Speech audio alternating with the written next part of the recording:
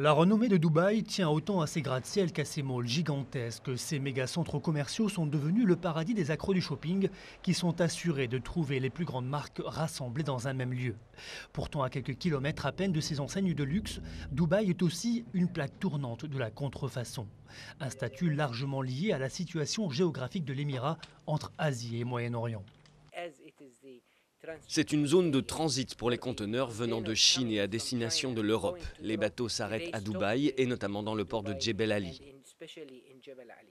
Les bateaux transitent par l'Émirat pour masquer leur provenance réelle. Ils évitent donc les soupçons sur leur cargaison.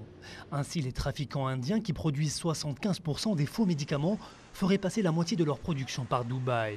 Pour lutter contre ce phénomène, 500 nouveaux douaniers devaient être formés aux Émirats l'année dernière.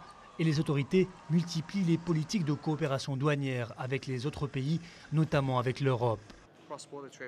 Le transport de marchandises de contrefaçon est un problème international. Les pays producteurs, les pays de destination et les pays de transit doivent travailler main dans la main.